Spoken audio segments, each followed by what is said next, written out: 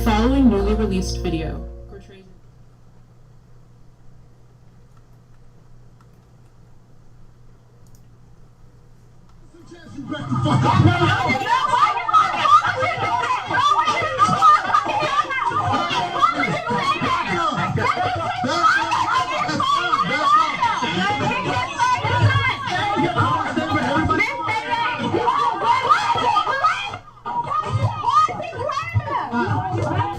This is Baltimore City Police Officer Jorge Bernardes Ruiz. In a newly released video shot in 2016, Ruiz is seen with his knee on the back of with a gun pointed at the man's head. His message was a clear one. Concerned onlookers, adhere to my dictates or else. Here, you can hear Ruiz saying to Baltimore residents, it is documented that Baltimore police officer Jorge Bernardes Ruiz is a repeat violent offender, even without access to all complaints against Ruiz, undisclosed by BPD Internal Affairs records. 6 cases involving Ruiz are known. This video will briefly highlight 6 total cases beginning in July of 2013. Case 1, Abdul Salam, July 1st, 2013. Here Salam is seen victoriously smiling in celebration after the jury found Ruiz and 2 other cops liable for brutality against him. However, because the trial was civil, not criminal, Ruiz was not fired and he did not go to jail. Police profiled me. They followed me in the back of my house, harassing me. Police proceeded to violently and hostilely approach my van with me and my son in it. As I announced this was my home, guns drawn. Once they reached my vehicle, they violently pulled me out, ramshacked my vehicle with my 3-year-old son strapped in his car seat, threw me against the gate, slammed me repeatedly. Picked me up by my feet, and while I'm upside down, they proceeded to drop me on my head, hog-tie me, and immediately when I fell on my head, Ruiz, in a wrestling type of action, and kind of hit my knee, his knee against my neck. I was arrested. I had no idea what I was being arrested for. My son is scarred to this day. He remembers the incident as it happened yesterday. When he talks about it, he always refers to Daddy being on the floor with police yesterday. Case 2, Darrell Harris, profiled, as seen in this video, July 17th, 2013. Yeah, see, what's wrong with it? There's no such thing as an improper way. I know the law. I know the law. I know the law. What's the problem? You giving me a ticket? You need my license registration? To profile, I use the seatbelt as a ring profile. So do me a favor, take out your keys. Hey, you can record for what? Nah. I don't feel safe right now. Do you want me to step out the car? Do you want me to step out the car? I'll step out the car. Call the police, man. What are you calling, supervisor? I want to do shit. This is getting uploaded to the internet right now. Yeah? And we are 2 law-abiding citizens that we are getting targeted. I don't know why. Just 24 hours later, Bernardes Ruiz played a leading role in the police killing of unarmed Tyrone West. Case number 3, the murder of Tyrone West, July 18th, 2013. My brother Tyrone West was brutally murdered on July 18th, 2013. In both of these cases, when you look at the pleadings and the harsh language of these officers that have been quoted to me by reliable witnesses, the N-word. And Killer Ruiz and Killer Chapman and the rest of those 11 to 15 killers, including David Lewis, took something from my family that they can never give us again. And that was my brother Tyrone West, one unarmed man who was brutally murdered, beat to death in broad daylight.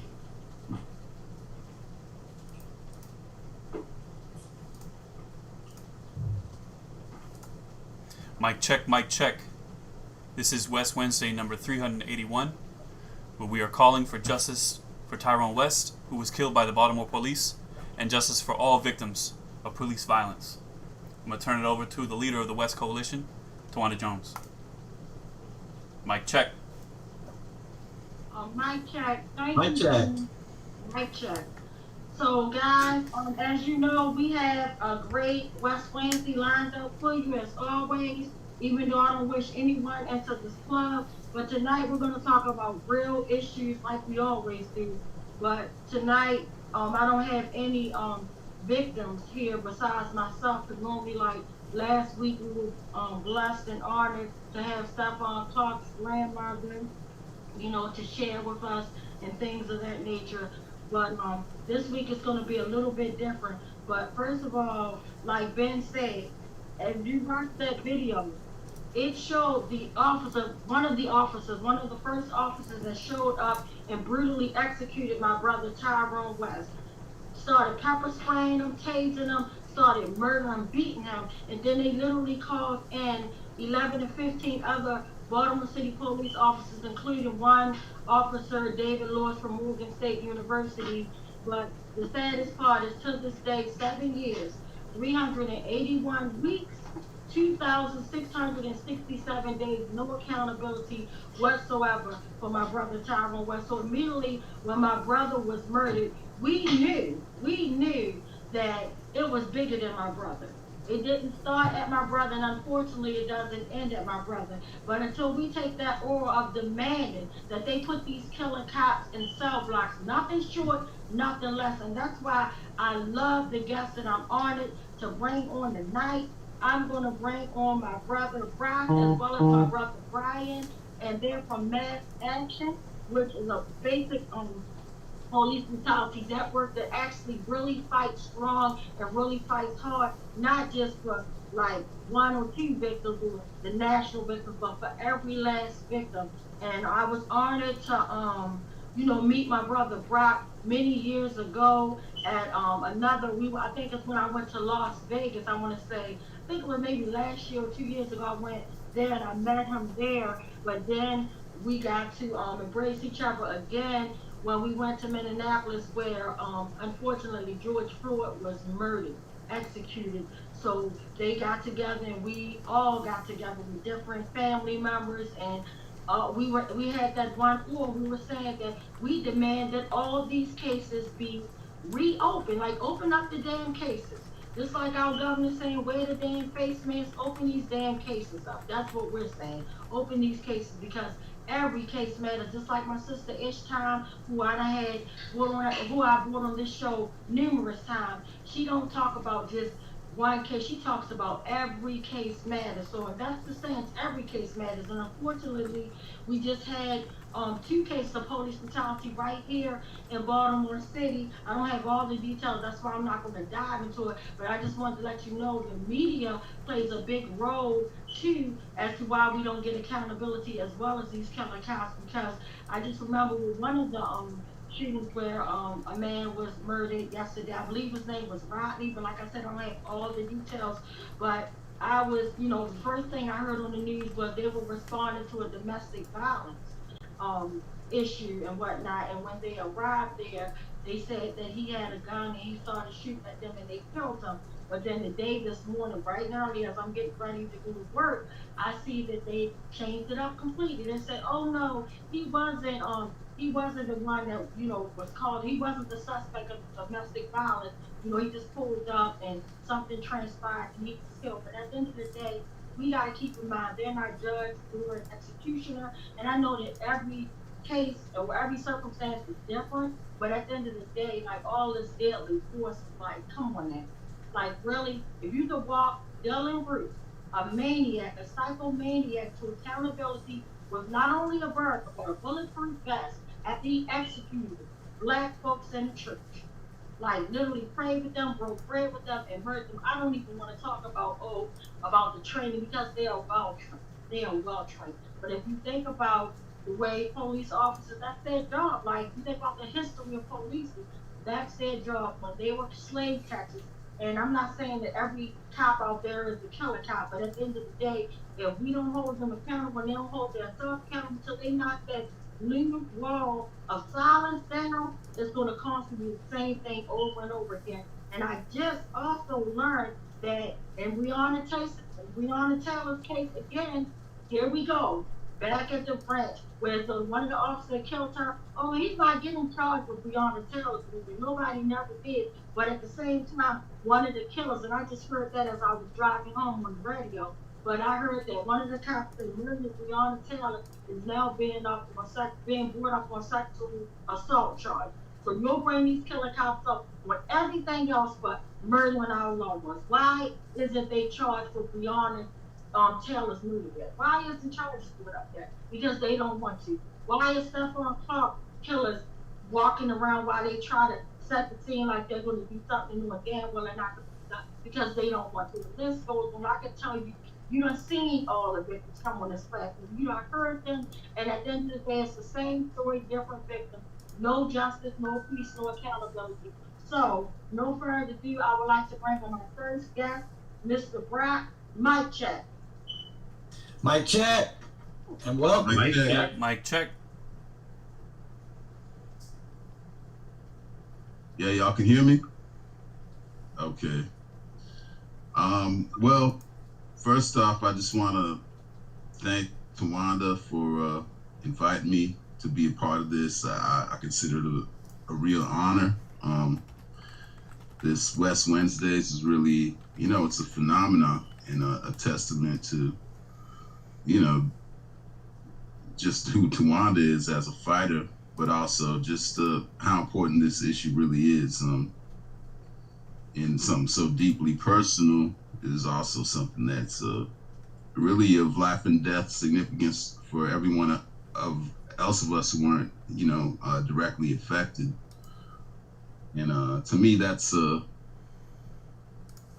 that's a question to think about in terms of this whole thing. Why is it that, these kind of issues are the ones that are producing this massive uprising? And it seems to be more so something like this than anything else that triggers the population into action.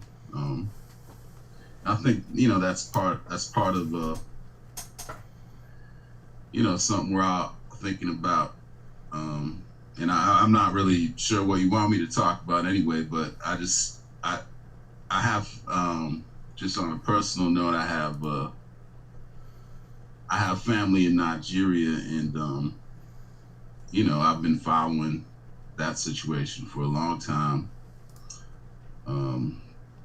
But I think you see, just the power of this fight and kind of the dynamic that it has to be not just a fight against police brutality, but it hints at something much bigger than that. And I think that's why it resonates so deeply in the population, and in each one of these fights, over the years, I know for me personally, you really get to see who's who and what's what in terms of the government, and any type of authority figure or institution. They really show their face and where they stand. And that's just really the significance, I think, of this last period, is that whole approach that they've had is starting to backfire, largely because of certain developments in technology, but also, it's just an accumulation of grievances, communities affected, families affected, literally thousands, and if not tens of thousands. And it's just the growing awareness of that this isn't like an aberration, a bad apple, or one incident, or just in one city, isolated to one city, or one bad police force. It's systematic, it's endemic, it pervades the entire country. And we're at a point now where there's a mass movement in this country around this issue. It's a historical phenomenon. I think we're all still don't fully understand. I, for one, am more of the opinion that we've only scratched the surface, and that there's a lot more where that came from. In any case, that's a big part of why, you know, me as an individual who's not been personally affected, why I feel like it's so important, and why I put my attention into this. Brock, I'll stop right there. Yeah, go ahead. can I ask you a question? Yeah. The group that you work with, Mass Action Against Police Brutality, has done some outstanding work. Can you tell us some history of the group? Yeah, for sure. I mean, the group itself, you know, it formed during the earlier period of kind of social protests that was happening, you know, after Mike Brown was killed, swept the nation. And you know, me personally, though, I've been around, you know, fight against police brutality for many years, going back really to Rodney King, you know. And I was living in New York during you know, when Amadou Diallo was happening, and a lot of other cases that are lesser known. And I'm from Minneapolis, so originally, so that I'm part of that too, you know. And so I don't know, it's just kind of odd, but in any case, what Mass Action did is basically more or less tried to center the demands of the families at the center of this fight, and that just came from other years of other fights, you know, before there was a mass movement around this issue. But you know, and that's usually what got lost. You know, there was other proposals, some kind of legislation, in terms of like anything that was pushed, and always the cops were getting off, and you know, it's still the case, you know, but at least, you know, demand that they be held accountable for starters. And so, you know, that's also what we are encountering during that period of uprise, including, you know, things we noticed early on in Boston. You know, everyone was paying attention to what was happening in Ferguson, you know, and people were starting to protest. There was solidarity protests. In Boston, you know, we didn't have many like histories of cases or fight backs in this city around a lot of cases. There have been cases, but not necessarily, you know, any big history of protests around it. But this time, you know, there were protests, and they were of significant size for Boston, till around the time where the decision of the Mike Brown, you know, non-indictment decision came down. And that's where things kind of shifted, where the protests were not just hundreds, but then it was like thousands. In that period, you know, for those who were around and participated at that time, you know, that was kind of late November, December 2014 was pretty much the height of that whole era in terms of like spontaneous protests, you know, but there was still a lot of protests afterwards, and there was a coalition that formed in this city. But I guess that back to my earlier point of the thing that we noticed at first, these protests, the main demand was, you know, hands up, don't shoot. You know, it was centered around the Mike Brown case, and then gradually the demand or the chant that began to dominate was really not a demand. It was, you know, an affirmation, Black Lives Matter.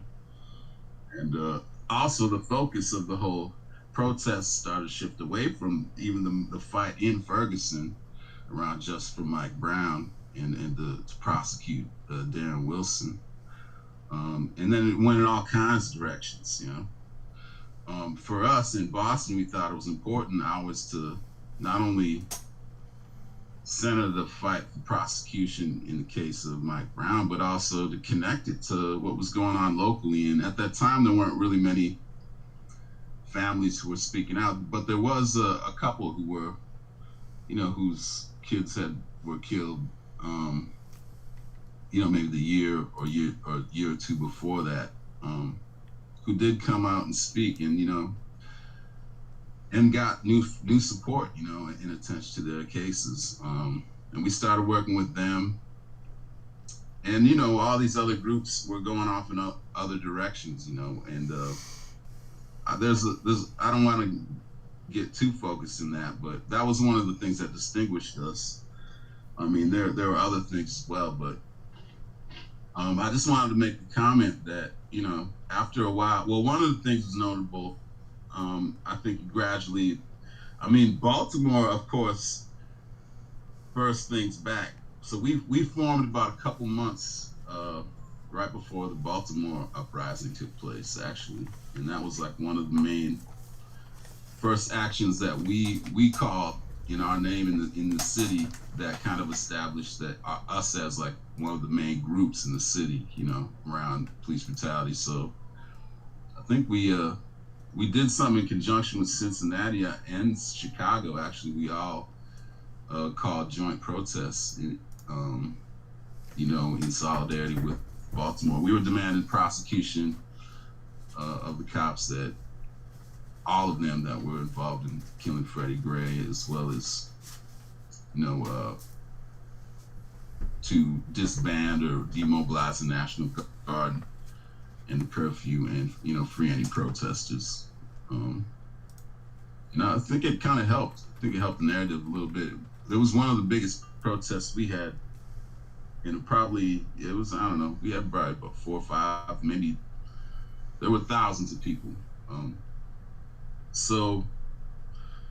But gradually, the protest movement did decline, I think, for a number of reasons. That's a whole discussion to consider. But one of the things was that, everything kind of got sucked into the elections. And street protests started to wane and decline, and if there were fights, they no longer, they weren't national news, the media wasn't covering it. And, if people were fighting back, they were more or less, left to themselves. And gradually that became the situation. We still functioned, though, because there were some families locally that we had worked with. By the time we formed there were 2 other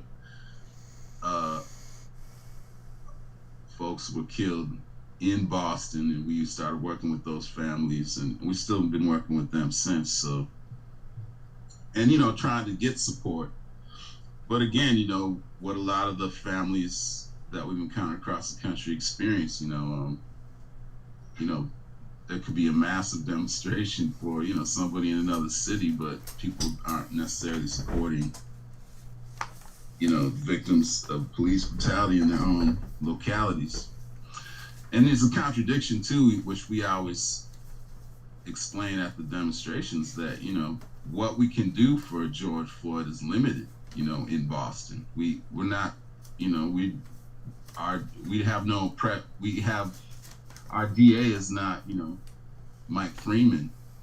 We have a different district attorney. We can put pressure on our district attorney to prosecute the police here. That's where we should, try to focus our energy. If we care about the issue, then, this is the best way to direct it. And that's kind of been our approach.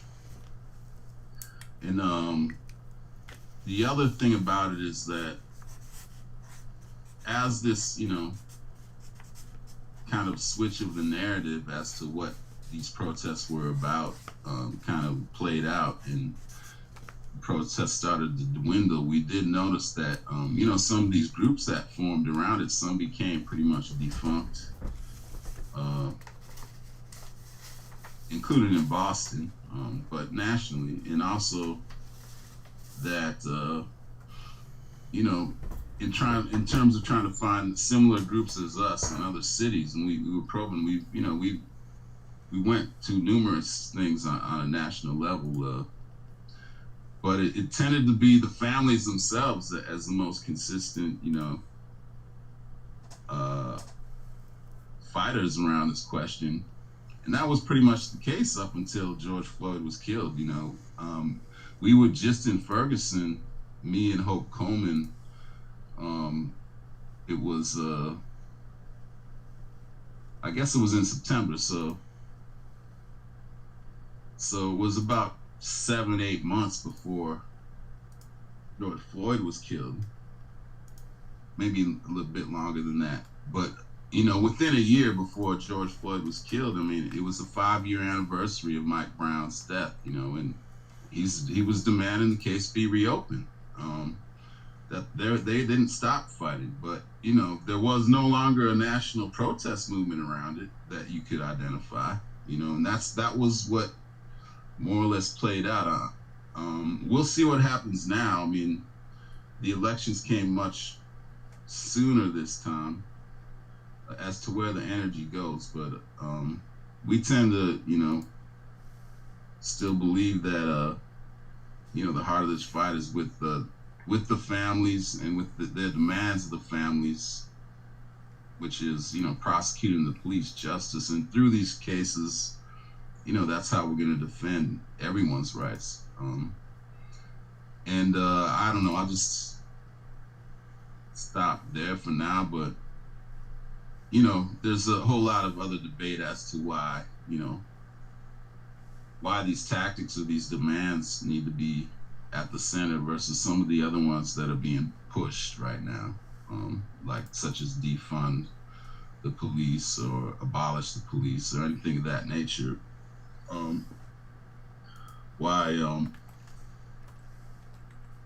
All those things are well and good, but if you let killer cops walk, you know, you swung and you missed. That's right. So one of our watchers, Seifu, said, "I agree. The protests definitely declined due to the elections. How soon do you think we'll be able to get over the election bug and take it to the streets again?"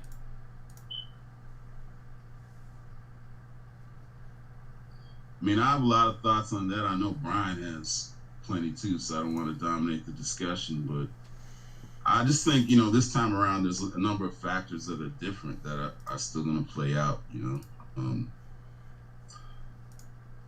I mean, most notably just the economic crisis, you know. So we'll see, you know, how many people, you know, are just fighting for jobs or housing, you know. That contributes to the feeling of unrest. And then, you know, there is the cumulative impact. I think that's one of my main takeaways, which is kind of like summarize the point I was trying to make, was that,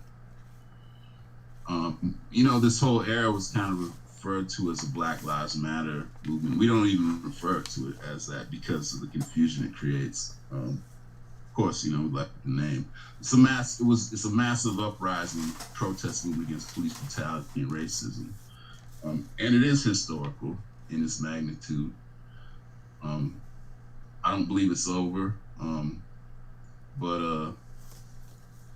in any case, kind of lost my point, but I do believe that, you know, because of the economic, the families finding each other, beginning to speak in their own voice, becoming much more clear as to where their interests lie, to me is the most important historical development in the last 6 years. It wasn't a formation of some organization or some new leader figure. Like the leadership development that was most significant, it was the independent organization of the fighting families nationwide. It's still a process that's in formation, in my opinion, but I believe, you know, that's where you can keep this movement honest and keep it focused on the truth and really everyone's real life and death interests. But the other side of it too is that it's going to take more than the families. It has to be a truly a social movement that includes all of society, and that was kind of some of the points we were trying to address over the summer in Minneapolis, in DC, because a lot of families, for good reason, have circled their wagons because a lot of times they have been sold out or used for somebody else's political ends. And the sympathies that the community feels towards them and resources people want to send their way is, it's diverted and misdirected. And, this is part of the fight.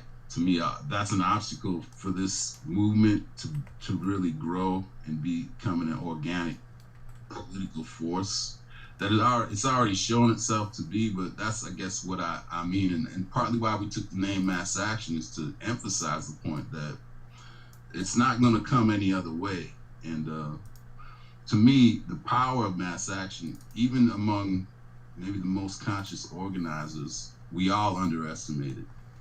We truly don't know how powerful, how far this can go, and to me, I believe we're just at the beginning. So let's keep pushing. I definitely appreciate that, Brock, and I just wanted to throw out there, I just like how well organized you guys are, and like how you always put the families first, and I like the fact that with all the stuff that happened around, like the George Floyd, that brought everybody to the street while everybody was in this pandemic crisis and whatnot, but you guys put us first. You get what I'm saying? You guys organized within, I want to say, maybe 2 to 3 weeks, and got like 100 and something plus families in, and I know that it was organic because everybody spoke their truth. It wasn't like people were reading from a different platform, and I think we did great, and you guys did great, like we all did great, coming together, working, telling our truth. So I just wanted to thank you for that much. I wanted to thank y'all. And then I also now want to bring our brother Brian into the conversation. So Brian, mic check. Mic check. Mic check. Mic check. Mic check. Mic check. Yeah, so when the Super Bowl took place in Minneapolis, a lot of things were revealed that we're discussing today. Because what you had was a mass gathering of families that was organized by the mass action against police brutality, and what was then mass action for Black liberation in Cincinnati, together with forces in Minneapolis that, under the name Take a Knee Nation, kind of as a theme for the event.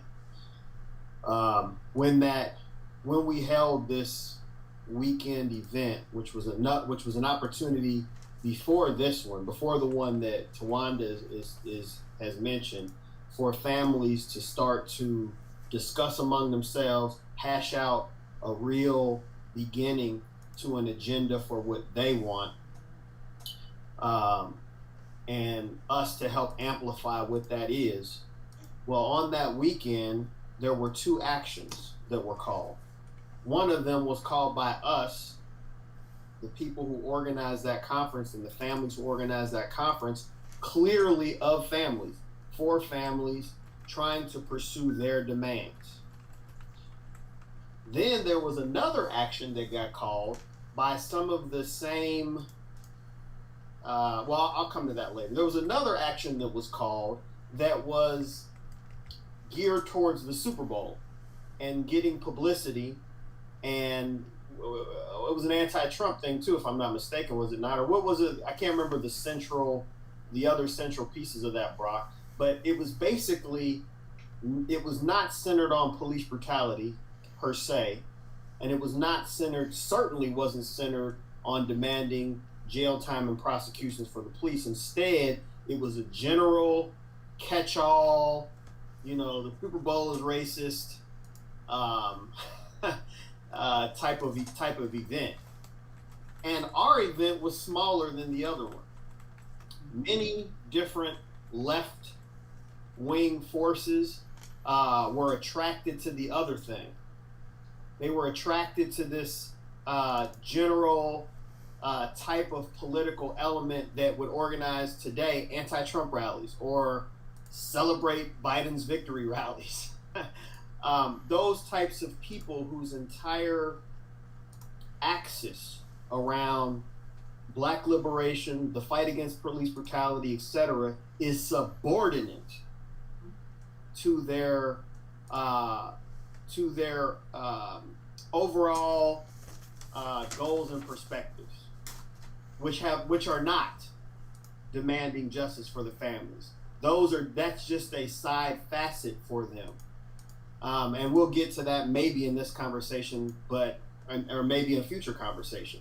But my point to that whole thing that in Minneapolis is that there is beginning to be two movements increasingly around the fight against police brutality and racism.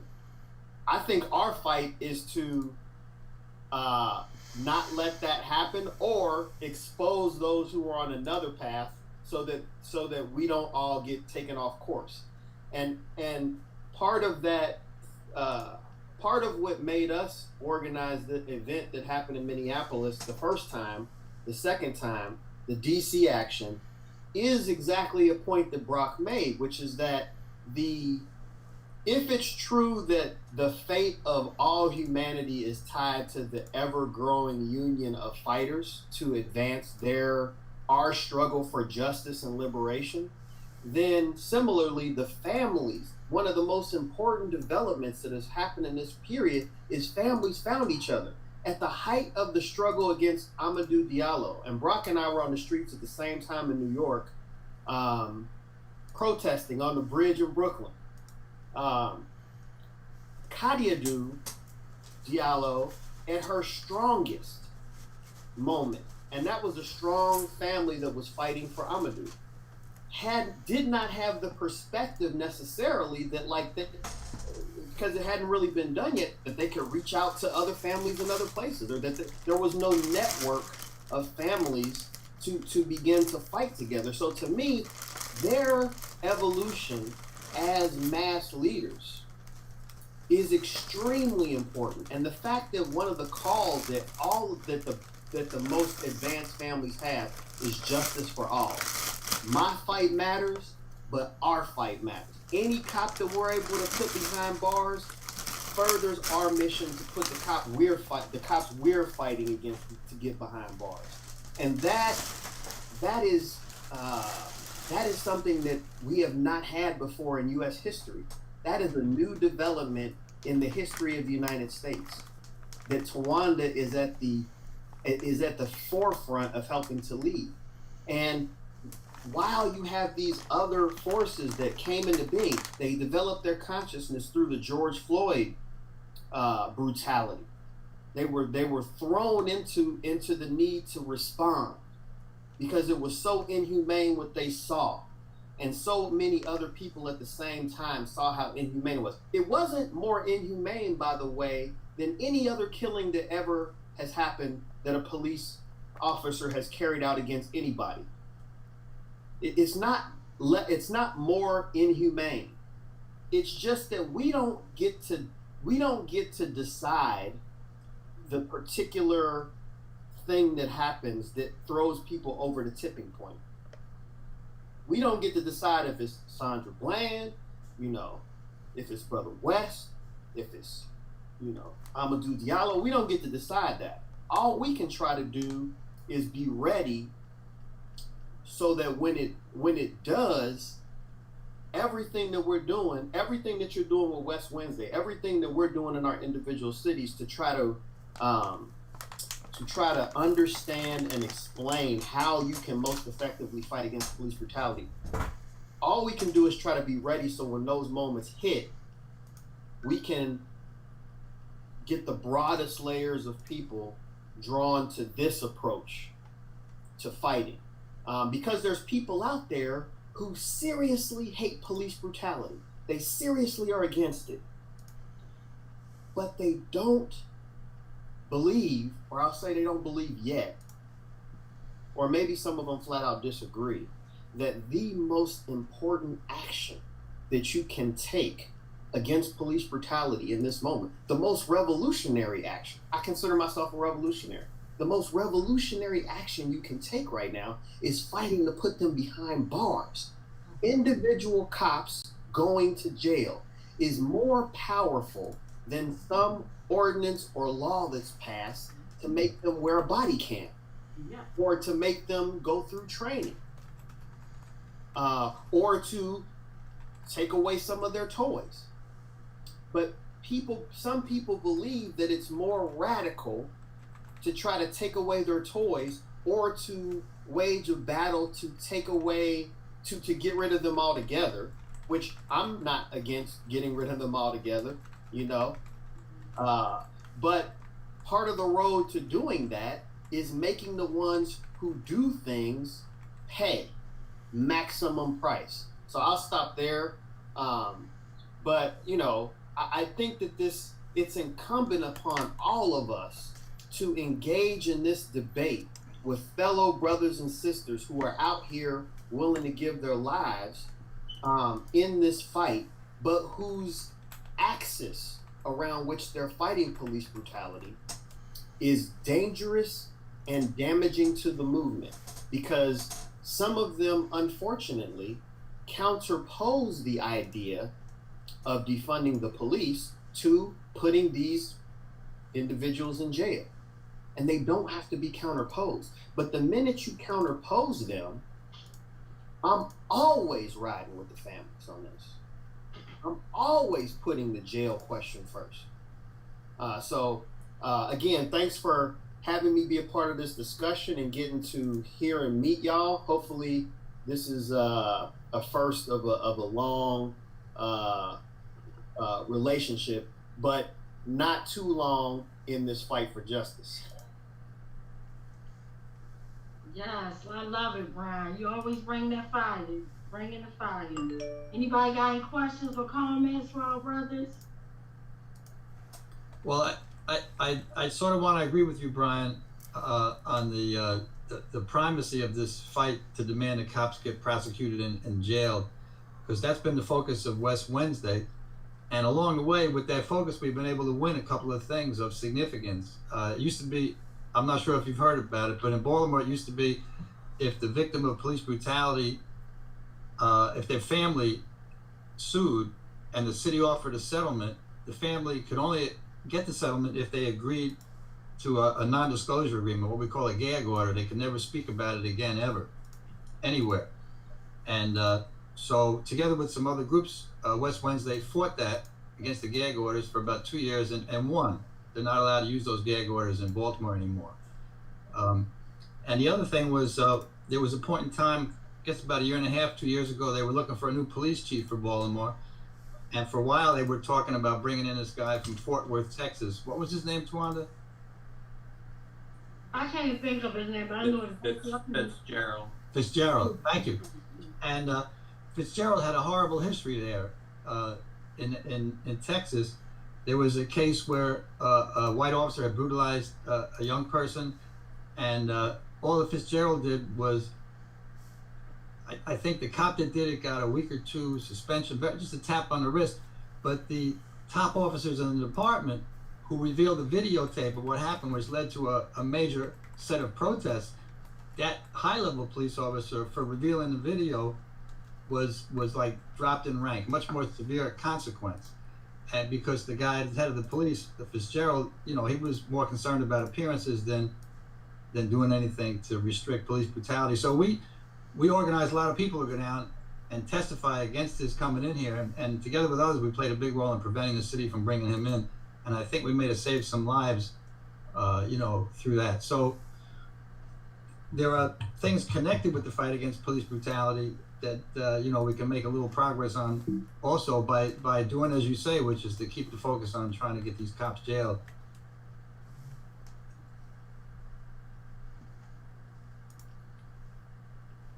Wanda, I wanted to say a couple of things, if that's okay. Sure, absolutely. Mic check. Mic check. Mic check. Mic check. Yeah, thank you, gentlemen, for all the work that you're doing. As Bill pointed out, we're on the same side, same trajectory, trying to get accountability for Tyrone and all victims of police brutality. Made me think more about what you were saying. Kind of people have often wanted to avoid and could avoid seeing the harm that was done by the police by either objectifying the victims or somehow, if they didn't see it, there was something that the narrative that the police were perpetrating was believable. And so I think that's changed. Certainly, as you were talking about with technology, people now can see the harm and the dehumanization, and it's, you know, as that's piled on, it's much harder to disbelieve the harm that's been done. It's harder, I think, like the next step, and I'm glad you guys are pursuing working with the families, because that's where harm is still happened. The wound is still there amongst, you know, when you take the number of people that have been brutalized, you know, for example, in Baltimore, and then multiply that or add that to all the family members that have been harmed, you have a very large population of people in Baltimore City, you know, that have been impacted and wounded by these acts. The difficult part is getting people to see that, right? Because it's not as tangible as a video of George Floyd, however horrible that is to witness. I actually haven't watched the video myself, but I was wondering if we can, you know, what are some ways that we can get those folks that need to understand that to take that next step, because that's why accountability is so important, at least in my eyes, is it's a way of helping those families heal, is having some accountability somewhere. And that's why they, you know, a lot of families, like Bill was saying, have had to do civil suits because they have no other recourse. So just wondering what you guys thought about that in terms of ways we can show how this wound is still there, even though the crime happened a long time ago. Tawanda and her family, for example, are just have been devastated by what happened. Can I just ask you to further that and say, like, when you're talking about people, like, which people are you referring to, or like, who are you referring to, when, you know, in that? I'm sorry, you're kind of going in and out. Yeah, I was saying, who are you referring to? Like, when you mention, like, and this is not like some setup question, like serious, when you say that there are a layer of people who, like, how do we reach people and let them understand the pain that the families are still going through? Who are you particularly talking about? It's a good question. I think, you know, when we're talking about mass movement, you know, it's really those folks who they understand that there's a problem, but they don't want it. They're much more into, like you were talking about, defunding the police would come first in their mind, because it's doesn't seem as relevant to them, the accountability piece. Like they see doing something to the system more relevant than helping heal the wounds of the families that have been victimized and potentially saving others from being harmed in the same way. Ooh, can I say something on that one? Yeah. Okay, so this will be much shorter, but I hope that other people chime in. But the first part of that is that exactly what you said. I was taking a minute to try to wrap my mind around it, but you said that many of those who take the stance of, whose main campaign in this fight is to defund the police, take the position that it's more relevant to fighting the system or dealing blows to the system. Now, maybe we'll just always, not you and I, but maybe us and those people will have to always agree to disagree. But I think the first starting point is to engage them in a discussion, a debate on whether that statement is true. I say it's not. I say that it's more powerful to force the state to put police behind bars than it is to play the state's game and push for legislation and trust individuals who will be responsible for carrying that legislation, and then all of the I don't want to call it mumbo jumbo, but I'm going to. I guess it's already done. But all of the all of the useless effort that's put into actually stumping for that legislation to get it through. Whereas I believe the way history really works, and I think there's two reasons why that, where that comes from. One is a lack of understanding that mass movements and mass actions make policy, not the other way around.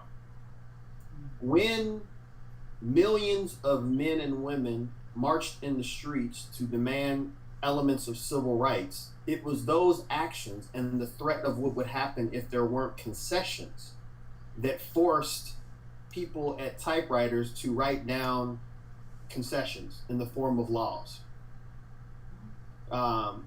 They are the scorekeepers of the game, but we score the touchdowns. We run the ball into the end zone. Then they write it down. And until we see legislators and legislation in that manner, if we think that first you have the idea and you convince them of the idea, we fail. Because first of all, they don't function based on morals. And as a state, I'm not talking about any individual politician who could come up to Tawan and say, oh, I personally care so much about your fight, this is such a tragedy. And maybe some of them actually believe it. As soon as one of these politicians say tragedy, I'm turned off. Like, it's over. Tragedy. But as much as they may or may not individually care, the state gives 2 F's about Tawanda's plight. And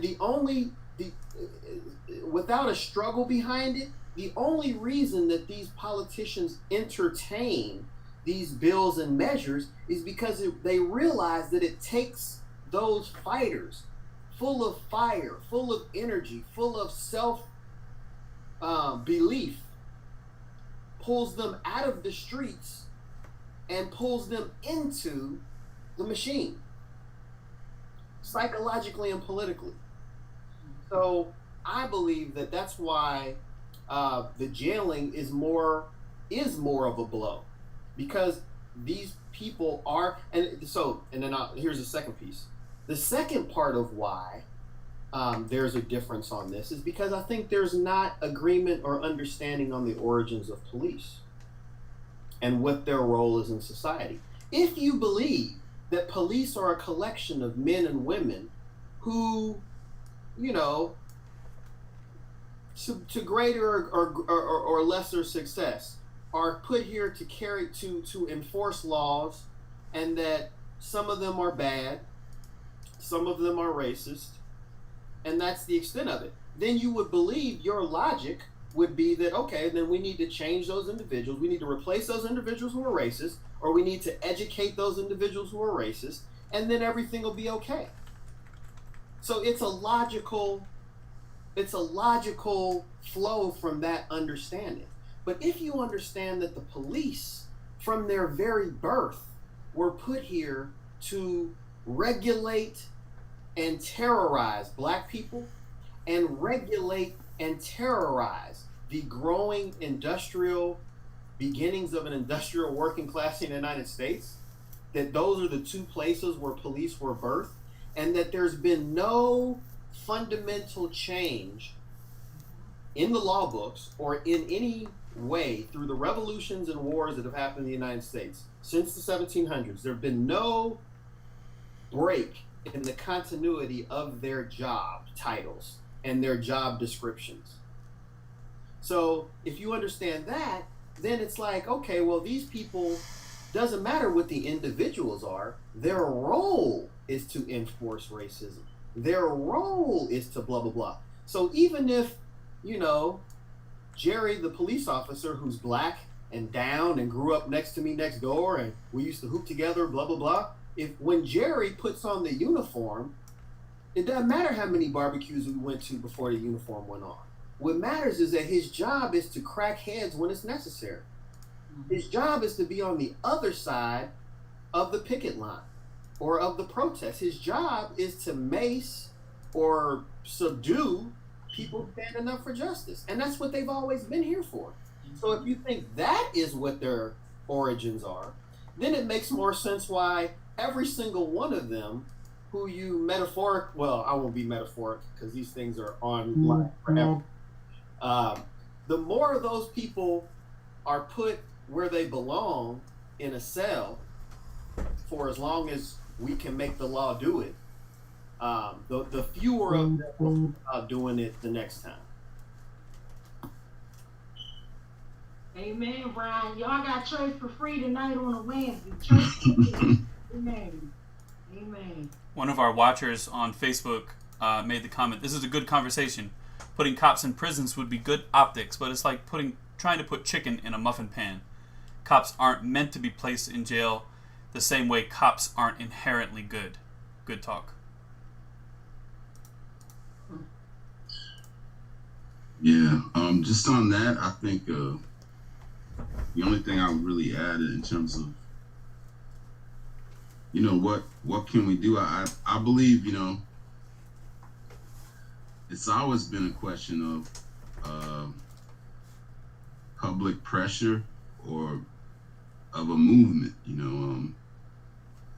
That's the other side of it too, is that these cases aren't being decided because of legal considerations. These are political cases, and a lot of that has to do with, you know, the role of the police, you know, that Brian was describing. You know, powers that be, you know, they rely on an armed force that can, you know, establish law and order from their perspective, even if the laws are unjust or stilted in one direction. And that's more or less why they want basically a free hand, robust rules of engagement, and they don't want to be limited in the use of force against the population if necessary. And that's been the thrust of all the legislation of the past, and definitely in terms of just how they function. So if we understand that, you know, it's not really a legal question, then the laws, changing the laws, you understand, is not the fundamental question. I mean, murder is illegal, you know what I'm saying? There already is a law for that. So, but the problem is that, you know, for whatever reason, the folks with the power to indict cops, they don't do it. And if they, you know, in the rare instance that they do it, you know, judges also intervene in certain ways, and oftentimes the prosecution's lackluster. You know, it's not a serious thing. So, but at the same time, it's, you know, it's the pressure that they feel that tends to move the needle, I think. So, so part of this is what is, I think, hopeful about this time period is, for the first time ever, you know, we're seeing a national movement around this issue, you know, and that's really what needs to happen. There needs to be more street protests. That's one of the answers. You know, that's what hurt things is that the street protests ended for all intents and purposes over the last few years. The one thing, and that's why when we did the event in Minneapolis a couple years back, why we centered trying to around the Take a Knee protests, because for a period of time that was the only thing kind of keeping this whole issue in the news. The protests had more or less stopped, but this Take a Knee phenomenon was a real political problem for them, and it wasn't the fact that Kaepernick was doing it or these other professional athletes were doing it. It was a problem because these middle school, these little leaguers were doing it. It was happening. It was becoming, you know, and that's why we also, you know, we don't want to see that, and we encourage them to keep that going, you know. But in any case, you know, it was also a reflection that, you know, they want to kill these protests. They want to take you off the street, and so yeah, that's why they'll try to present what they're doing as kind of police reform or the best you can hope for right now.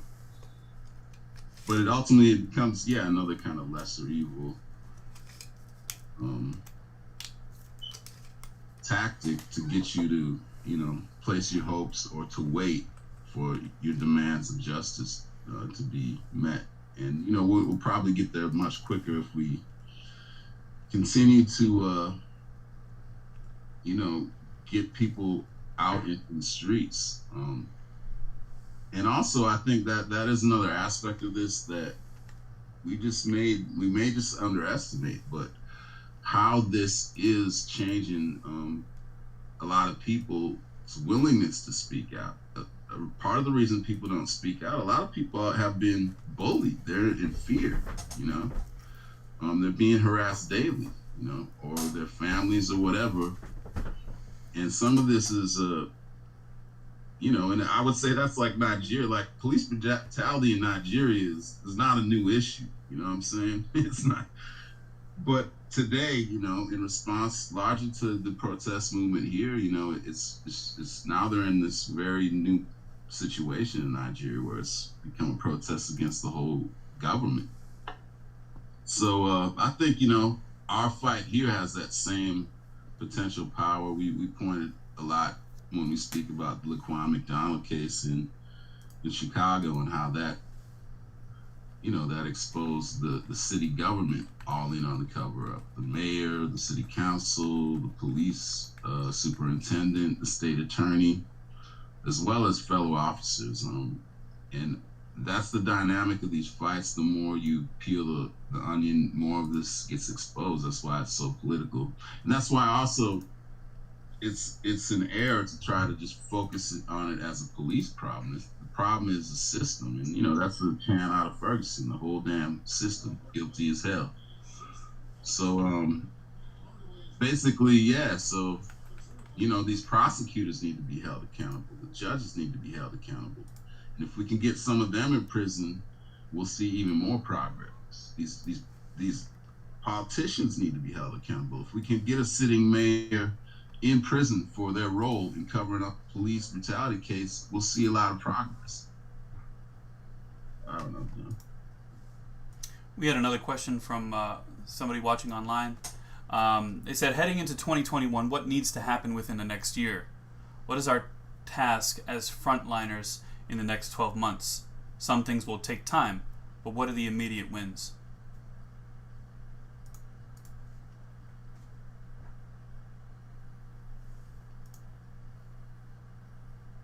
Well, so I think that's it's a question that I think a number of people who have been organizing and carrying out political activity are thinking about or have asked or discussed. And I think that I don't think the priorities change. I mean, I think that the fight to win aspects of individual families' fights where you live, finding them if you haven't connected with them yet. Like, say I had a discussion with a person I very much respect here in the city where I live, here in Cincinnati, several weeks ago, who had heard for the first time this concept that you can organize the fight against police brutality through and centered on families. They had not heard of that concept before. There are people out there who have not. So really discussing with the people who you engage with and who you fight alongside in this discussion, and deciding if you think it's a priority. And if it is a priority, finding those, if you live in a city where, families are fighting against brutality or murder by the police, connecting with them is one thing. Also, finding ways that you can show solidarity with other cities that are doing the same.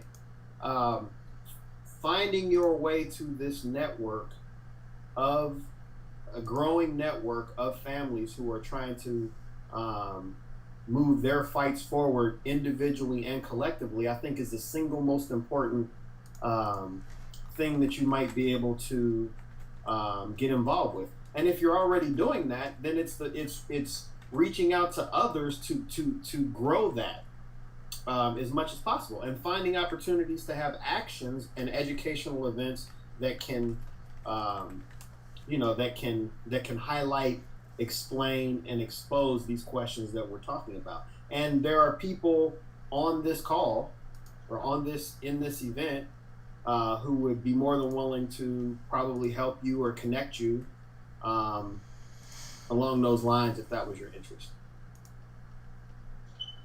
Well, I have to say the person that asked that question has been to many of the West Wednesday rallies. Great guy. But I wanted to agree with one of the points that Brian, that you made earlier about it's a mass struggle that really leads to any change. So in Baltimore, for example, in the 30 years before Freddie Gray was killed by the police, in that entire 30 years, there were only 5 cops ever indicted for brutality, and there had been hundreds and hundreds of cases of police brutality and murder, and of those 5, only 1 was actually jailed, and he won on appeal and got out. He wasn't in jail very long. And then in 1 week after the rebellion about Freddie Gray's death, within 1 week they indicted 6 cops, more than in the entire 30 years prior to that. Now, they didn't prosecute them seriously, and they didn't go to jail, and they weren't found guilty. But I think it does illustrate the point you made that when something happens in terms of opposing police brutality from official circles, it's a response to the mass movement and mass struggle. I think that's quite true. And I too am a revolutionary. I'm a communist. I want to see a world where we finally get rid of this problem, and I think we can. But that's going to take some doing.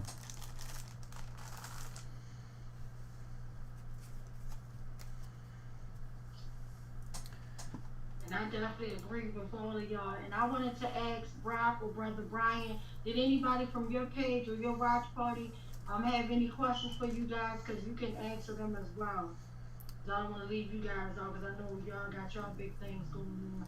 So if y'all want to share any comments or read some questions from your own pages while y'all doing this watch party, feel free. And in the meantime, there was another question from somebody who asked, can lawsuits be filed against the police unions by families?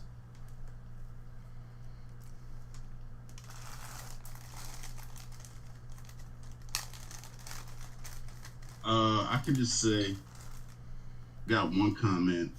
And it's just also an illustration of kind of the power of this. I think it's pretty good, a good reflection of it in Massachusetts, some of the things we've been doing. But one of the families who had a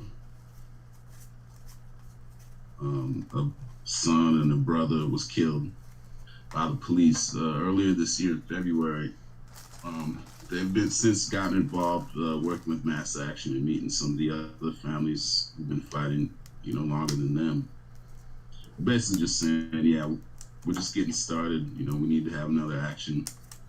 So now, you know, that's kind of the momentum that can build, I think, in every locality, because there's so many victims.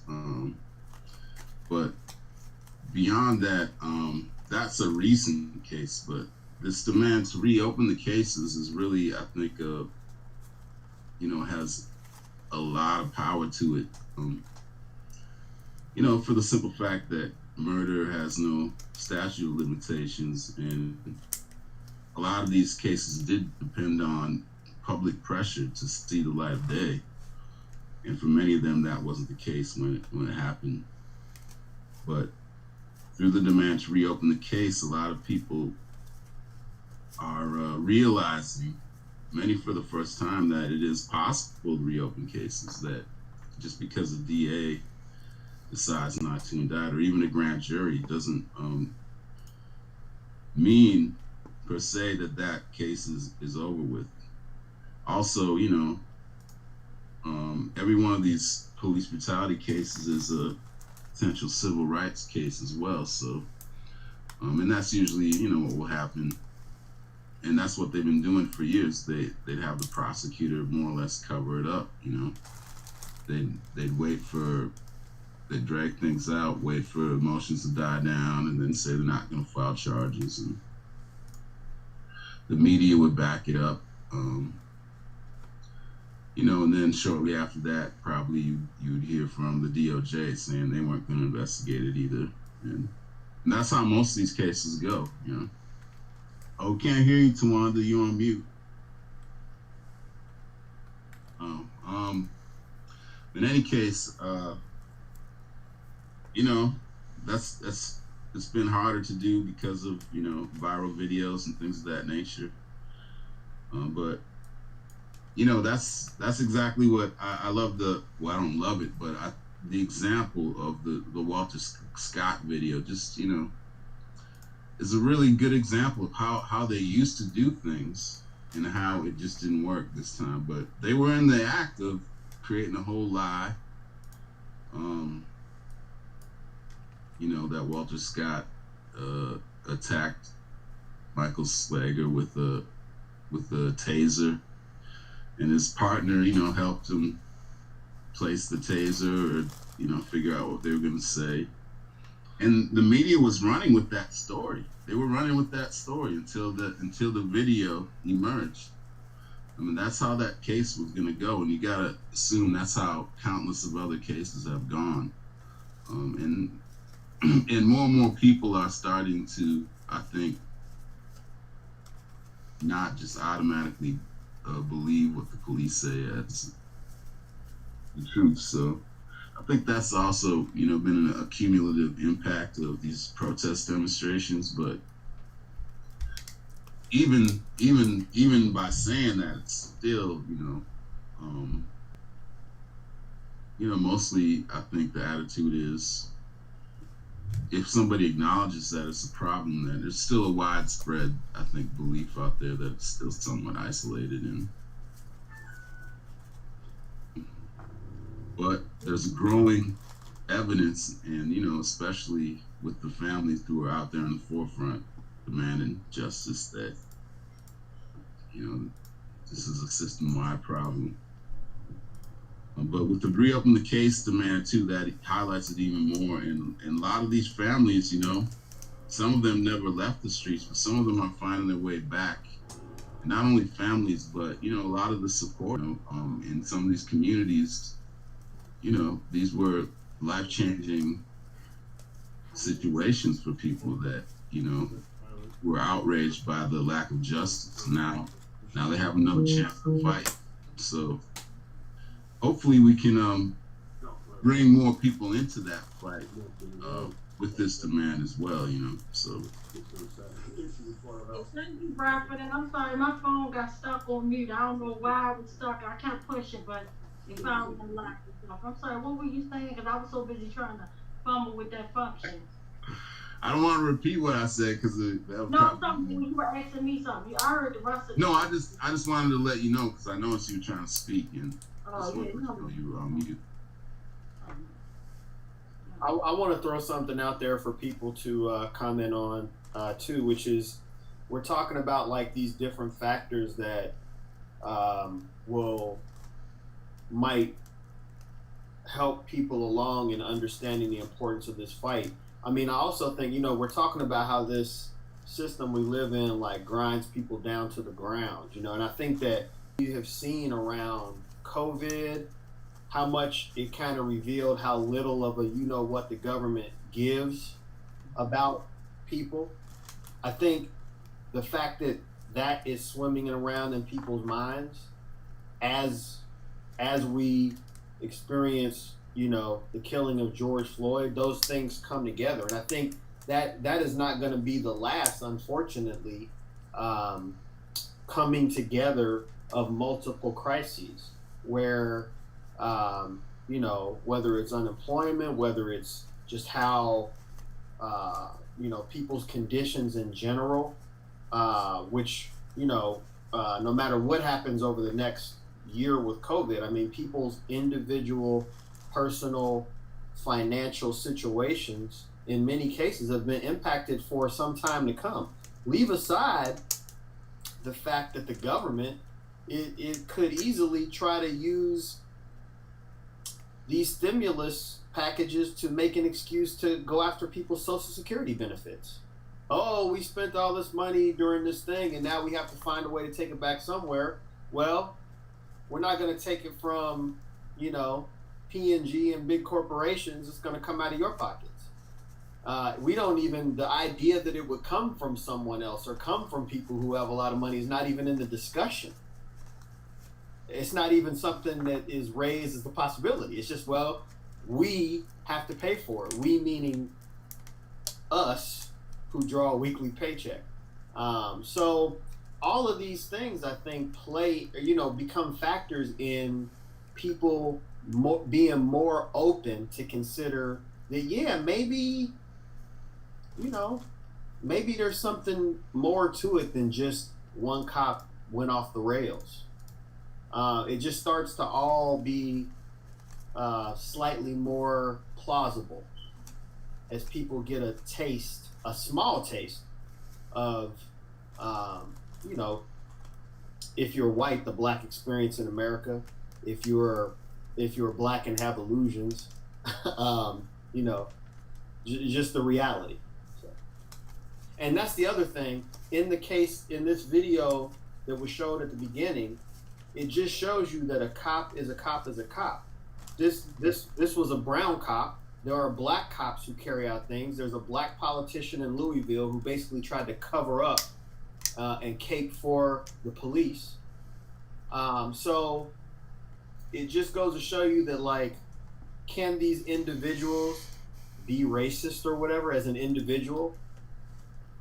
Probably not, given, you know, what we understand about the systemic, how racism works. But can they serve a racist machine? Can they do things that perpetuate and push forward racism? Can they do things that justify the racism of police and make it worse? Absolutely. And we see it. We see it in the video. Like, he actually was gonna, I mean, that video was bananas.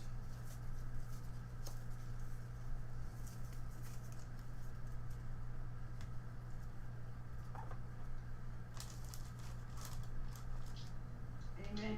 Do anybody have any more questions, comments, or thoughts? I was just gonna say that's Well, only really half the pleased. video. The other half is gonna play Here you next. I'm really pleased that we were able to get some of the people from Mass Action Against Police Brutality together with West Wednesday. Positive development. Good to have you here this evening.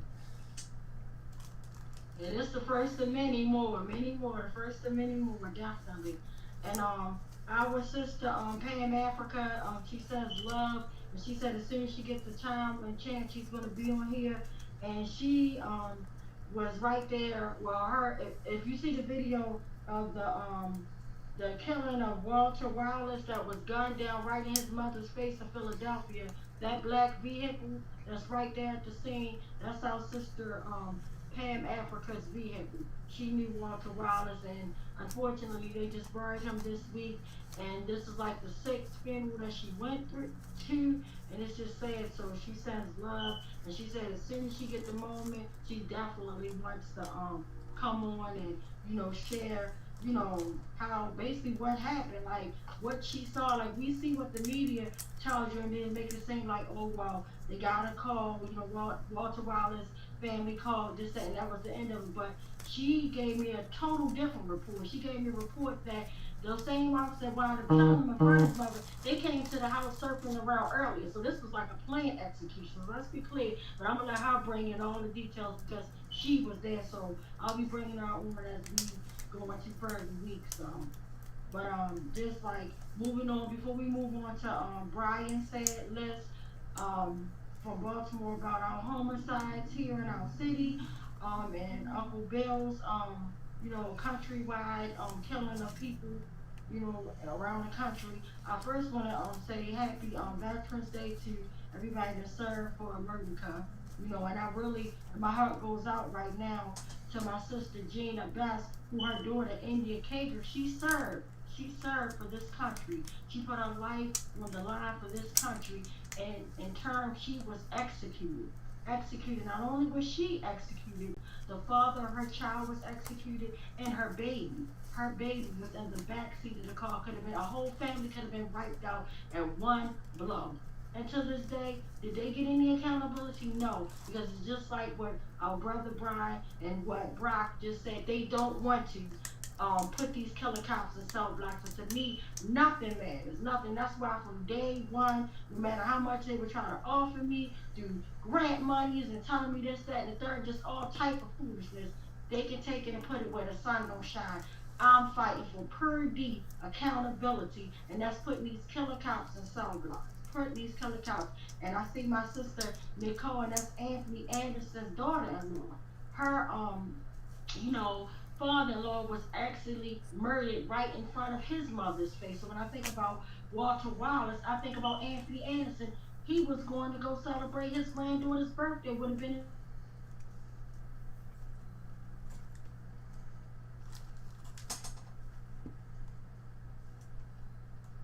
unit that murdered Tyrone West.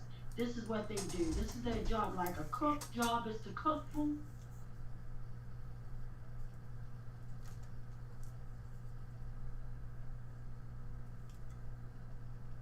Service brutality, they are protected. You better believe that. So as much as you want, like, as much as changing things, abolishing,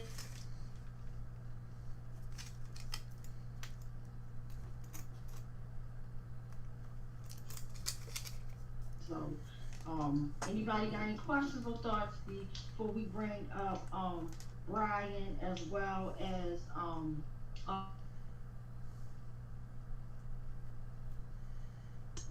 Well, I'll just mention that one of the people watching on Facebook agreeing with Brian's remarks recently. She said, "All skin folks are not kin folks. Those same people believe in upholding the status quo."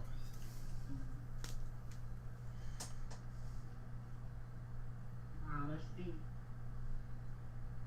And so before I bring our Brian on from Baltimore, I want to ask Brian and Brock, do you guys want to share anything else before we move on?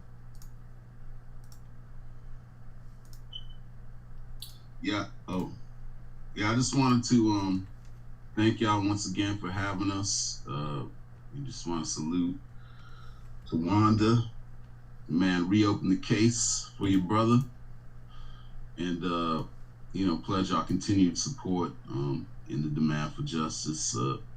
Believe, you know, we have to stay out on these streets. The most important vote that we really have is to vote with our feet every day. And we're not going to stop until we win. So anyways, yeah, until we win, we'll see you out on the streets. And I have a question. How can we get in contact with Mass Action? Like, we want to be a part of your movement, or find out more, or donate, or do anything. What can we do? How can we find you guys? Right, we have a website, maapb.org, and you can email us info@maapb.org. We're also on Facebook, Instagram, and then along those lines, you know, we think the movement needs to be built kind of along these lines, and we're trying to help other people in other cities who are trying to work with the families, and, you know, would like some advice or whatever, some collaboration. We definitely, we need to work together. There's you know, it's a historic moment, and if we can move in unison in a timely fashion, like we've already proven with the Mothers March in Minneapolis, we can do some, you know, some pretty special things. I think that are definitely worth doing, and it'd be a shame if we didn't. So let's just keep on pushing. Please reach out to us, and we're willing to work with anyone along these lines. So. And if you're in the Cincinnati area, like I'm a mass action partisan myself as an individual, but I've recently been a part with other people of founding a coalition in Cincinnati against police brutality. And one of its missions is going to be to reach out and work with families. It's very recently formed. If you're in Cincinnati and you're looking for that, you want to find your way to me or the group as a whole to begin to do work together, you can hit us at apbcoalition@gmail.com. And I really appreciate being a part of this conversation. We talk all the time, all of us in different ways, planning next steps, and I just think this is a great opportunity. No, again, I want to thank you guys for sharing. I want to give a big special shout out to the Rest Coalition for making this all happen. I just, you know, we're all together, we're family. That's how they play us when they try to push us over here and push us. That's how they separate the movement. It's all, like I said, one cause, one fight, one purpose. And that's to end all this massive killing worldwide, whether it's by the hands of police officers or by community violence. It needs to stop, and everyone needs to be held accountable. Everyone. So with that, definitely gonna move on real quick, but everybody's demand should be, let's reopen all these cases. Don't let them use our pain for their damn game with like the election. And even though I was excited because I couldn't dare see Mr. Orange in office for another 4 years, I would have put a ham sandwich in office. But I already know no president, no person in a suit is going to save us, because those jokes and folks to me is like an airplane. The same, you know, different sides of the wing, they going in the same goddamn direction, and they ain't doing a damn thing for us. I'm gonna be quick to clear. That's my opinion. That's not the opinion of Wednesday, folks. That's Tawanda Jones' opinion. That's my opinion. Biden or none of them. I already know what he said about black folks, and all of them. That same airplane going in one direction to hell. But again, if I would have put a ham sandwich in there just to get rid of Trump for a few minutes. I just got sick of him. But anyway, moving right on. Brian, do you have that sad list here in Baltimore, unfortunately? I do. I always have it for you, Tawanda, and it's a heavy thing to carry every week. But I wanted to talk about two things. One before I do the list, and one after. But before I talk about the list, I wanted to kind of echo back a lot of what I heard people talking about, and especially when someone was saying, well, what do we do now in this period of time?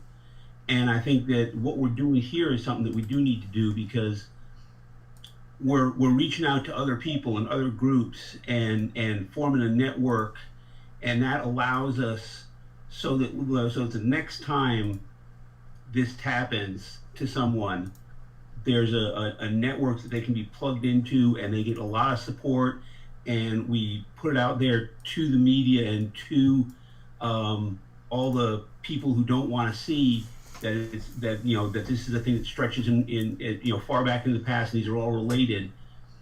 And so we need to really work, currently, because it's hard because we can't go see each other, we can't, we have to do this virtual stuff. But I'm really heartened because that sort of approach of forming a big network of people has become a lot more common.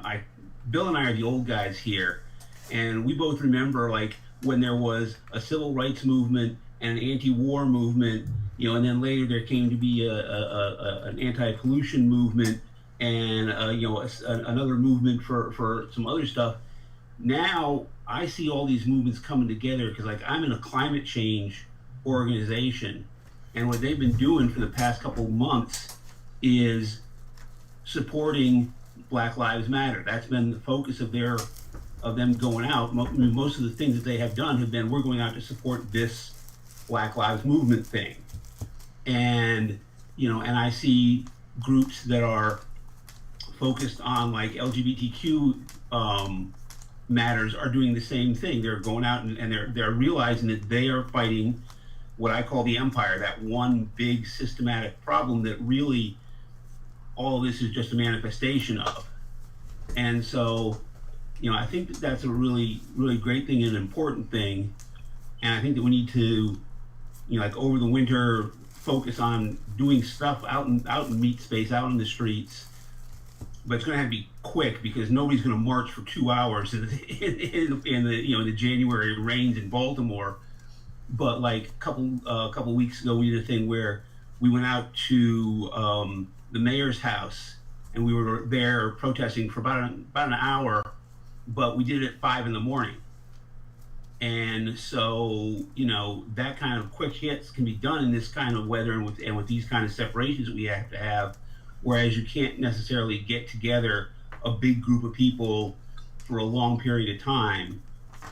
And so that's, that sort of stuff has to be going on. But I just want to say that, I see a lot of power in us reaching out to each other and bonding together and supporting each other, and solidarity is really what can, what gives us our power in all of this.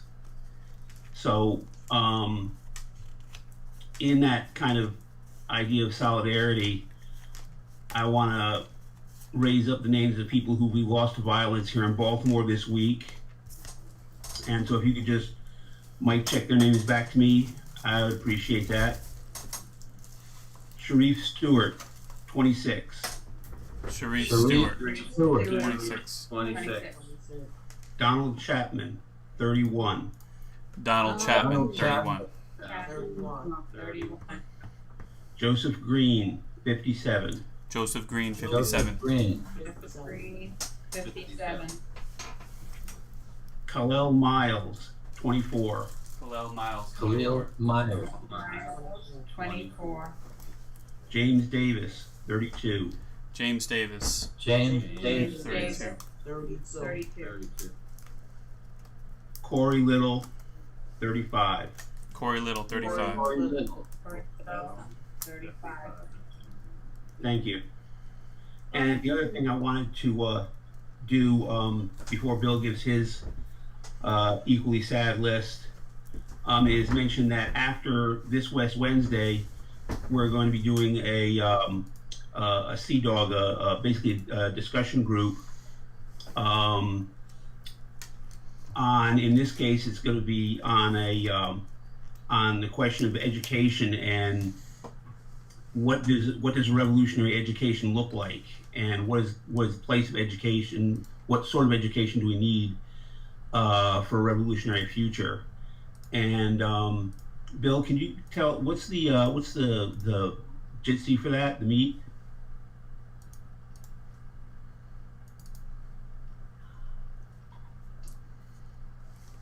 Also unmute. Sorry, I have to look it up. So why don't you go ahead and I'll find it in a moment. Okay. Well, I mean, I just wanted to say that I'm going to be talking about pedagogy of the oppressed, deschooling society, those sorts of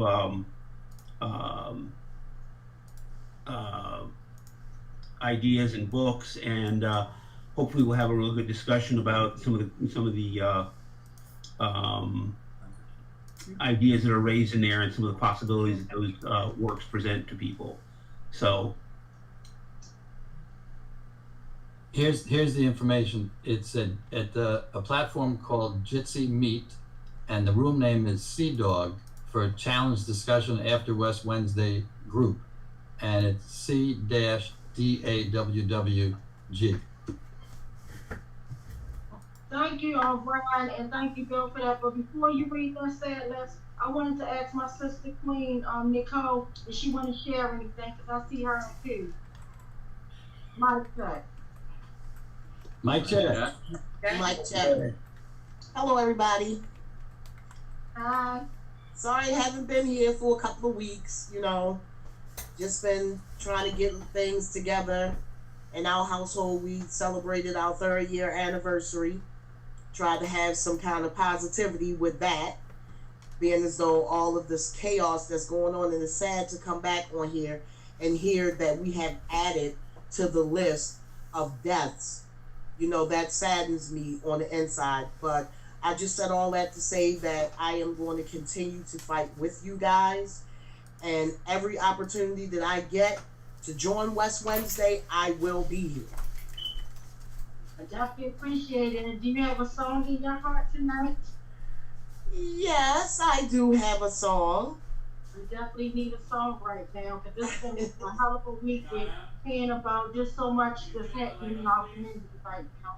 And your voice is such a blessing, because I feel like you are a vessel for your beautiful daughter that was brutally murdered, you know, through community violence, and it's just horrible. And being as though, you know, you fight like hell for your father-in-law, Anthony Anderson, you know. So I just wanted to thank you for that. And if you had a few seconds to share to bless us real quick, we definitely would appreciate it. Okay, well, I'm working on a new one. This is No Matter What.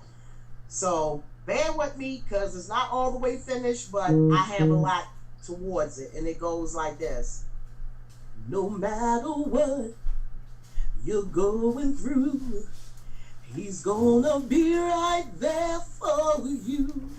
No matter what you're going through, God's gonna be right there for you. He's gonna be right there. Be right there. He's gonna be right there. When your family goes astray, he's gonna be right there for you. When your friends turn away, God's gonna be right there for you. He's gonna be right there. Be right there. He's gonna be right there. Ooh, I said no matter what you're going through, he's gonna be right there for you. No matter what you're going through, God's gonna be right there for you. He's gonna be right there. Be right there. He's gonna be right there. When your journey seems so far away, he's gonna be right there for you. When the devil says no way, God's gonna be right there for you. He's gonna be right there now. Be right there. He's gonna be right there. He's gonna be right there.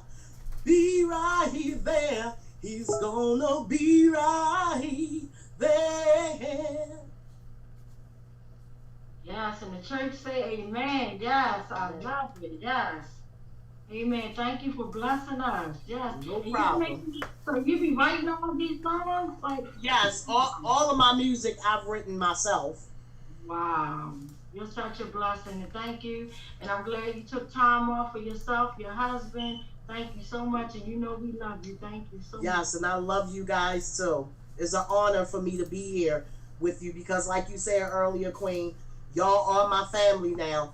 And as long as I have breath in my body and a little bit of pep in my step, I'm going to be right there with y'all all the way. All righty, I know that's right. All right, so now, since we had that delightfulness in our life, we could go on to some sadder things, unfortunately. But Uncle Bill, do you have that unfortunate list? And as he reads the list and as Ryan read that awful list, just keep in mind, these are people, families that will be forever affected, forever mourning, grieving, all of that. Because until, like, I wouldn't wish no one in this club, because I know I feel on both ends. You get what I'm saying? It's not cool, and I know how I feel just to lose a loved one just from, a God's act for them being two type of thing. It doesn't feel good, and no avenues to lose one of your loved ones, especially when they are murdered. So just keep in mind, there may be a name, but you don't want that list to hit your home. You don't want your loved one or even you to be on that list. You don't want that, and I don't want that either. And that's why we have to demand that we hold folks accountable, because until you hold folks accountable, nothing's going to happen. So, Uncle Bill, go ahead with that horrible list. All right, good evening. Last week, I read the names of people who've been killed by the police around the country between October 27th and November the 2nd, that week. Since then, the list that I use, it's from an organization called Killed by Police. And they've only gone 2 more days. They haven't done another whole week yet. So on November the 3rd, there was an unidentified man killed by the police in Texas. We don't know his name, unfortunately. And on November the 4th, an unidentified person killed in Colorado, and we don't know that name yet. So we're behind in terms of having the names, and we'll certainly bring them up next week and honor them. But also, in the meantime, there was somebody killed by the police in Baltimore City as well.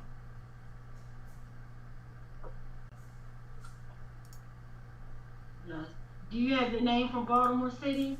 Because I think his first name was Rodney. That's what I've heard, but I've not seen it confirmed on any news.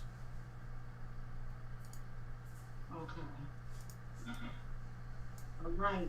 And this is sad. I actually wanted my brother Brock and brother Brian to actually witness, because like the last West Wednesday, he read almost 15 names, and it happened within a week. And that's what people need to know. Like, this is something that, and the list is so long. I would love to have a day where he comes on here and there's no name, that because nobody got, killed by the police. But unfortunately, it's not going to happen but I just love the fact that we can put it out there and let everybody see that these are not isolated incidents. It's systemically happening. It definitely needs to stop. But until we hold folks accountable, that very important piece, all the rest of the stuff is phony baloney. I'm just being honest. So, but do anybody have anything else to say before we wrap up? Well, I'm sorry. If it's okay, I just want to say one more thing about the police killings. Although we don't have names today.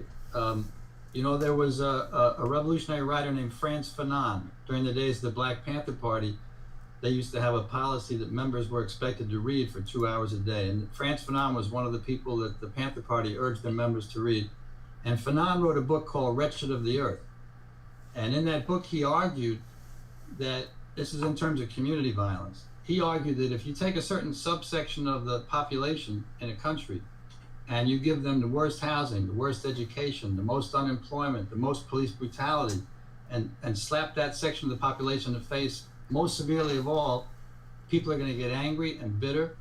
But if they don't yet have political consciousness, the anger and the bitterness is directed often at the closest, most vulnerable target, often other people in the same boat, sometimes family members. So at the root of community violence, according to that theory, is racism. Racism causes that situation. And racism also causes police killings.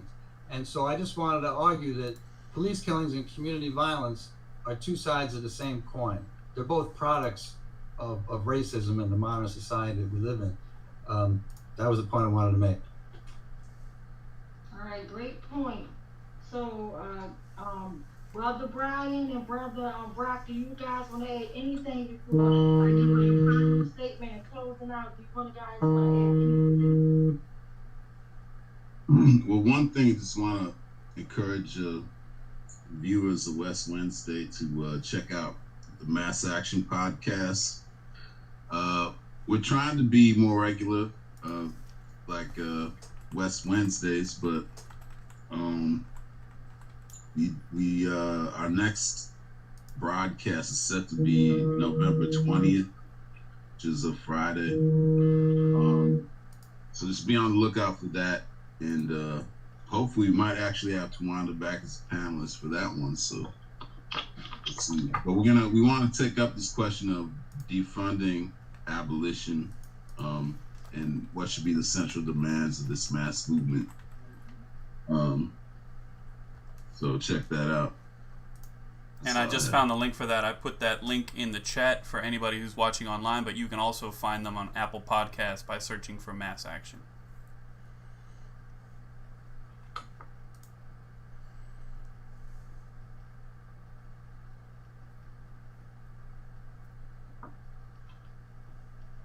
Your word is my last word, so I have nothing else.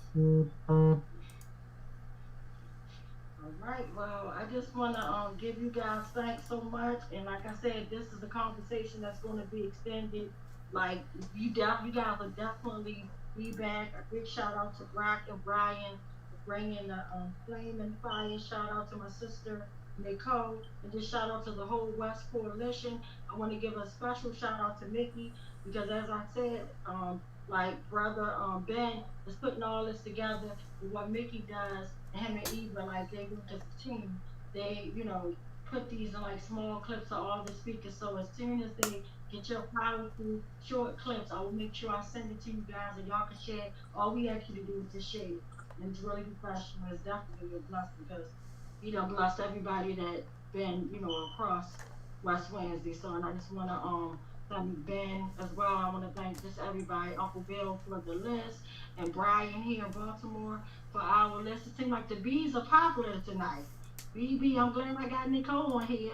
But anyway, bees. Yeah, give it up for the bees. But anyway, on a serious note, I just want to thank everybody. And next week, you don't want to miss. We're gonna have a very special Wednesday. We will be the book 5 Days by Westmore that talks about the uprise. Basically, that has my brother in there, as well as we like the work that we're doing with the West Coalition. And then we're gonna have another book or another author, the book called I Got a Monster by Baynard. So that's gonna be really hot, and we're gonna bring it to you guys. So still trying, unless it get canceled, I'll let you guys know. If it may get pushed to the back burner, I don't know, but if it don't get pushed back, we'll definitely be bringing that to you guys next West Wednesday. So again, I want to thank y'all, but keep in mind, until we reopen these cases, guess what? They're going to constantly keep coming. If you don't hold anybody accountable, that's what it is. It's a free play for all. And the saddest part, just like my sister Nicole with that song said, for those that believe in the Lord, which I do, I'd rather go a whole lifetime believing than 1 second not to. But this is not church, right? I'm not going to force my believers on anyone. But I just want to say that song blessed my life. And God will see us through. And God teaches us to fight. Fight like how my God wasn't a punk. He don't just sit by and wait for somebody to pay their bills. We don't get out there, guess what? You're going to be in the dark and you're going to be evicted. So that's why I'm out here fighting like hell for accountability, not just for Tyrone West, but for every last victim. Let's reopen each and every case, because we know that there's no statute limit on murder. So guess what? It don't, like cold cases can crack 40, 50 years from now, even though I always say justice delayed is justice denied. And that's what this system is doing. It tricks us. They just try to control our mind in the way we think and keep the peace. But just like Brian brought that heat to y'all guys, and it's the truth. We are the ones that make the politicians pretend that they want to do something. And some of them probably really do got a good heart. But at the end of the day, when they work for that mighty old dollar that tells them what to do and what to say, I'm sorry, it controls them like a puppet. One string. It makes them do things. You'll see people that before they get in office saying, oh, I'm going to demand this, I'm going to do that, I'm going to do this, that, and third. And as soon as they step in, they forget all the promises. But it's up to us, guys. So as we started off with that very powerful, true, sad video of Killer Ruiz, I want y'all to focus in, because I want y'all right now to start demanding. If y'all got to call Marilyn Wilson's office tomorrow, like start turning up, call her office, demand and tell her, because nobody's safe in this community. If you see leading up to my brother Tyrone West brutal execution, y'all, this stinking maniac monster animal. Basically, 24 hours, it was Darrell Harris who was almost executed. Had it not been for him getting the passenger in his vehicle to call 911 and request that a supervisor come up on that scene, guess what? Ruiz was ready to do what he did to my brother, and that was starting to pepper spray on taser. He was going for it, y'all. Watch the video. This is nothing made up. This is true, and it could easily be you until we get this killer repeat animal off the street. Who is next? That's the question. Who the hell is next? Is it you? Is it your loved one? Until these killer cops are in cell blocks, anybody can be pulled over. You don't even have to be pulled over. Guess what? You could be in the comforts of your home, your own home. Breonna Taylor, Corinne Gaines, okay? You could be driving with your baby, being a veteran serving for this stinking America, okay? Working hard, giving birth, and executing a whole dang family, executing just a baby. A lot, they ain't care about a baby being in the backseat of the car at a 7-Eleven. Are you freaking serious? It could be any of us, guys. But until we do something, guess what? It's going to continuously happen. The time is now. Cell blocks for killer cops. We're more than hashtags and body bags. We're more than being 6 feet in the dirt and pictures of buttons on t-shirts.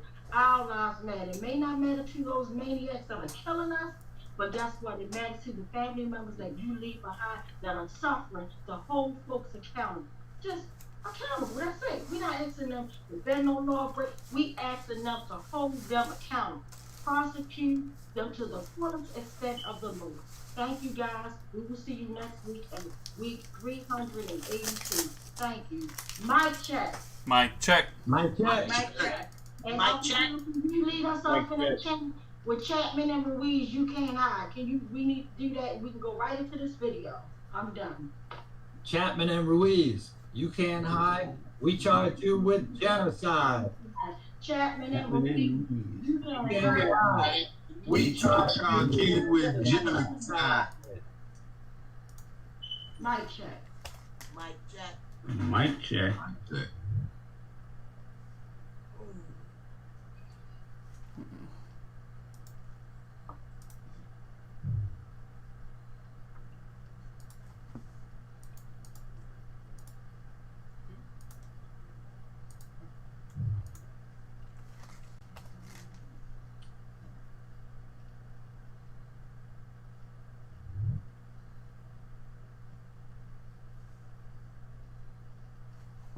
Something wrong with the video. Hold on.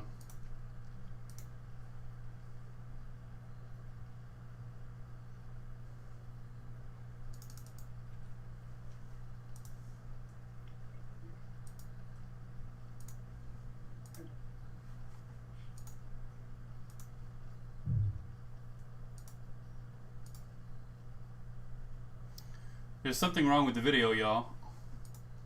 I'm not sure if YouTube took it down or what, but it's not loading at all. And I'm not surprised. But I don't care if YouTube is behind not showing the other part of Killer Ruiz. I don't care if Facebook is behind it. Guess what? We're not going to stop until Ruiz and Chapman and all those killers, including David Lord, Latrice Lee, the list goes on, until each and every last one of them into a cell block. We're never going to stop. So they can stop the video, they can cut the beat, they can take it down. They cannot take this passion, the pain out of my heart, and I'm going to fight. I'm on fire. I'm never going to stop until these killer cops are in cell block. Reopen these goddamn